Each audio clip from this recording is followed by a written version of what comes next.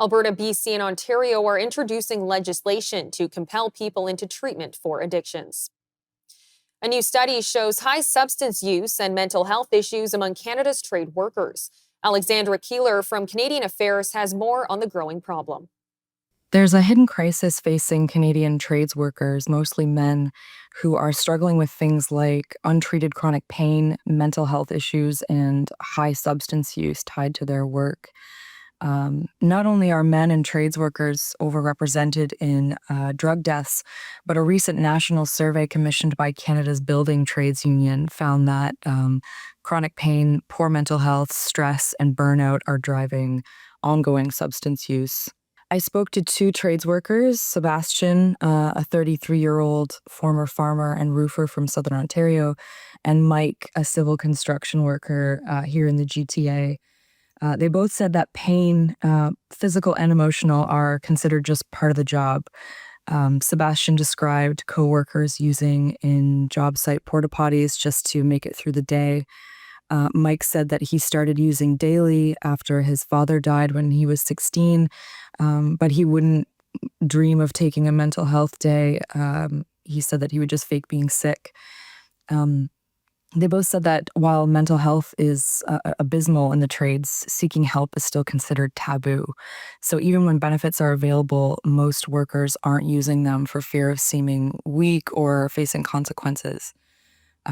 Sebastian said, your self-worth is really tied to your productivity in this industry. And then in some cases, employers are fueling the problem. Mike said one boss gave him his crew a nightly beer stipend for an out-of-town job. And this goes beyond a few bad job sites. They said workers are dealing with extreme weather, harmful inhalants, long hours, isolation if they're working on a remote site, and in many cases, low pay. Um, so they're using things like stimulants, cocaine or meth to help them stay alert and get through those long hours. And then opioids help to dull the pain, to keep them going and going to work every day. There's this deep culture of stoicism, and sometimes the financial precarity makes it hard to turn down shifts.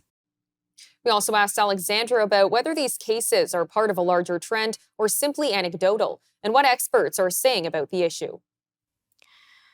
And it isn't anecdotal anymore. That national survey found 1 in 3 trades workers has a work-related injury requiring pain management, and those people are significantly more likely to use substances to cope.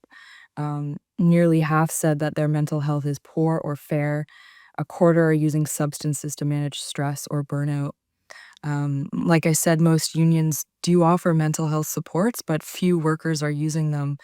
Um, Lindsay Amundsen from the Building Trades Union said that stigma is a huge barrier, and even unions don't fully understand its roots.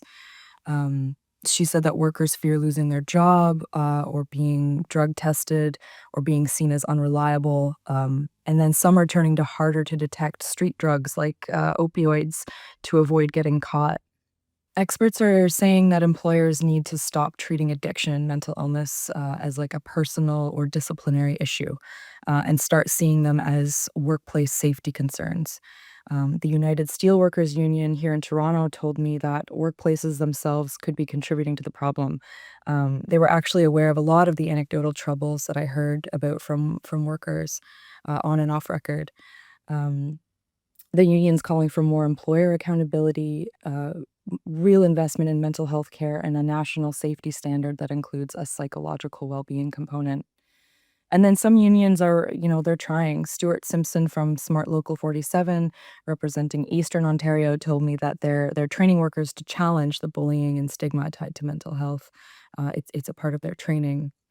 And the survey has also led to the formation of a national mental health committee, which met for the first time in May, which is a good sign. It's a promising step, but the survey was conducted over a year ago, and it's been another year of preventable deaths.